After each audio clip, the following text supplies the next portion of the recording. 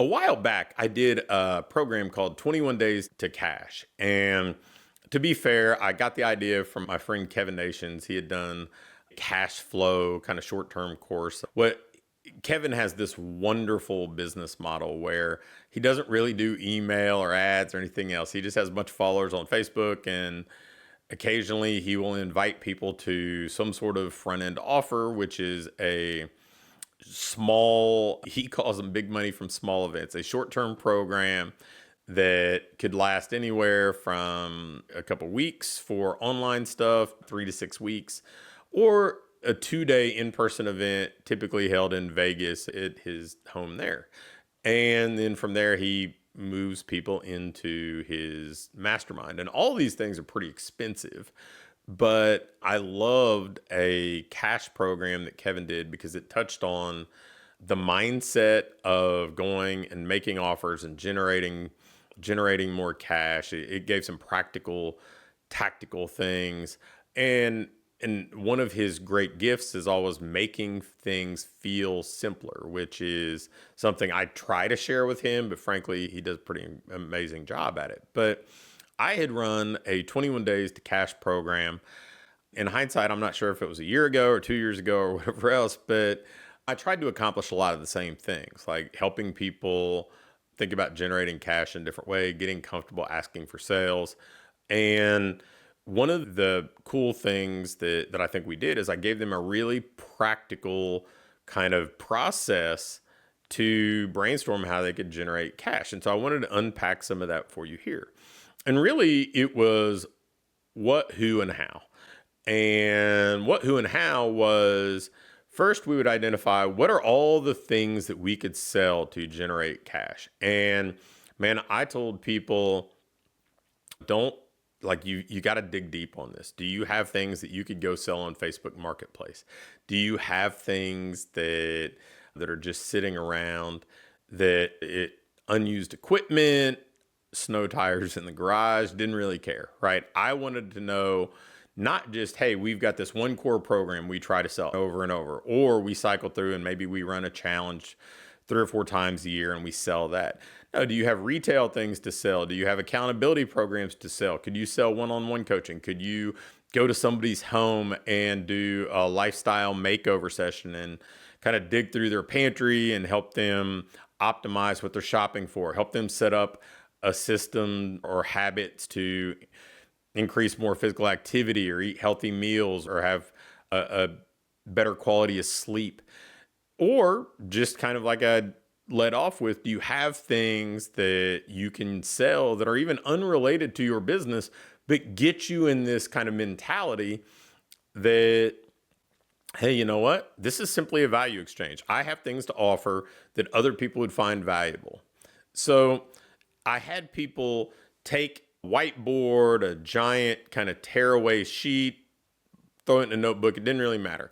And just list out, what are all the things that you could sell? And whenever you thought you hit a stumbling block, start to walk around your house, walk around your gym, look for other things, tangible things that you could sell.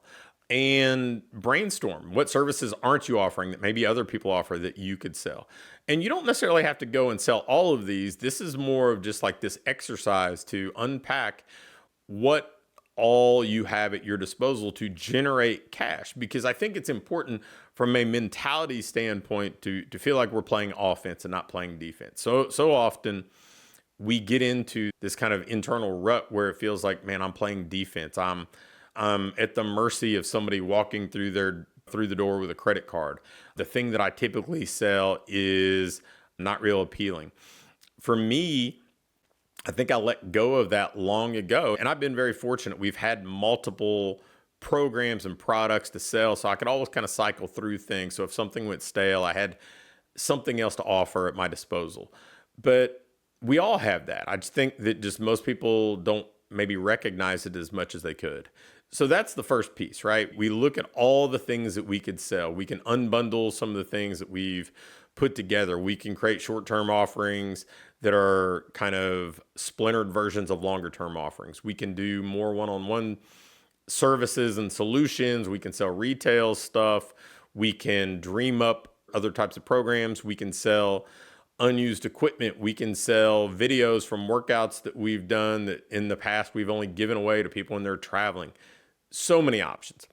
And then the second thing that I asked people to do was to make a list of who can we sell to, and make a list of everybody: clients, former clients, unconverted leads, people on Facebook Marketplace, people in our personal profit pipeline. Make as big a list as possible of people that we could sell to, and don't limit it to the people that, like, don't try to qualify, right? Think about all the people who could potentially purchase any of the things in that first column that what we could sell. And again, I think you will quickly recognize that you have a lot more opportunity at your disposal than you originally thought. So we've got the what we're going to sell, we got the who, and then the third step was how can we sell these things, right?